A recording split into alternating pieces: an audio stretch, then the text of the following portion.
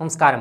രാഷ്ട്രപിതാവിനോട് അനാദരവ് പ്രകടിപ്പിച്ച സംഭവത്തിൽ ആലുവയിലെ SFI നേതാവ് അദീൻ നാസറിനെ കോളേജിൽ നിന്നും സസ്പെൻഡ് ചെയ്തു.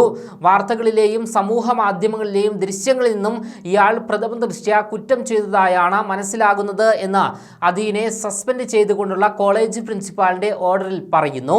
Aluva Choondi Bharatamata school of legal സ്റ്റഡീസിൽ 5ാം വർഷ BCom LLB വിദ്യാർത്ഥിയും SFI യൂണിറ്റ് സെക്രട്ടറിയുമായിരുന്ന അദീൻ നാസറിനെയാണ് സസ്പെൻഡ് ചെയ്തിരിക്കുന്നത്. കോളേജിലെ ഗാന്ധി പ്രതിമയിൽ കൂളിംഗ് ഗ്ലാസ് ചാർത്തി അദീൻ ഫോട്ടോ എടുക്കുന്ന ദൃശ്യങ്ങൾ നേരത്തെ പുറത്തു വന്നിരുന്നു. ഗാന്ധിജി എന്തായാലും മരിച്ചയാളല്ലേ എന്ന് പറയുന്നതും വീഡിയോയിൽ കേൾക്കാവുന്നതാണ്. ഈ മാസം 21-നാണ് വീഡിയോ ചിത്രീകരിച്ചത് എന്നാണ് വിവരം. ദൃശ്യങ്ങൾ കോളേജിലെയും മറ്റും വാട്സപ്പ് ഗ്രൂപ്പുകളിൽ പ്രചരിപ്പിച്ചിരുന്നു എങ്കിലും സംഭവം വിവാദമായതോടെ ഡിലീറ്റ് ചെയ്തിരുന്നു. കുറ്റം ചെയ്തതായി പ്രഥമദൃഷ്ട്യാ വാർത്തകളിലെയും സമൂഹ മാധ്യമങ്ങളിലെയും ദൃശ്യങ്ങളിൽ നിന്ന് മനസ്സിലായി എന്ന് അറിയിച്ചാണ് കോളേജ് പ്രിൻസിപ്പാൾ ഉത്തരവ് ഇറക്കിയത്. KSU സംസ്ഥാന സെക്രട്ടറി അൽ അമീൻ പരാതി നൽകിയതോടെ എടത്തല പോലീസ് സംഭവത്തിൽ കേസെടുത്തിരുന്നു.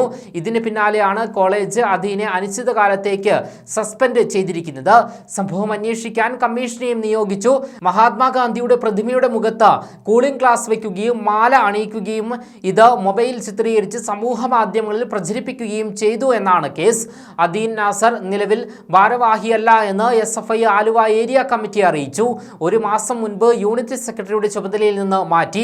വീഡിയോ ശ്രദ്ധയിൽപ്പെട്ടപ്പോൾ യൂണിറ്റ് ഭാരവാഹികൾ ഇടപെട്ട് അദീനെ കൊണ്ട് പരസ്യമായി മാപ്പ് പറയിപ്പിച്ചു എന്നും അറിയിച്ചു. സംഭവം നടക്കുമ്പോൾ അദീൻ നാസർ SFI ഭാരവാഹി ആയിരുന്നില്ല എന്നാണ് SFI നേതൃത്വം പറയുന്നത്. സംഭവത്തിന് മുൻപേ ആലുവ ഏരിയ കമ്മിറ്റിയിൽ നിന്നും കോളേജ് യൂണിയൻ ഭാരവാഹിത്വത്തിൽ നിന്നും അദീനെ മാറ്റിയിരുന്നു എന്നാണ് SFIയുടെ വാദം.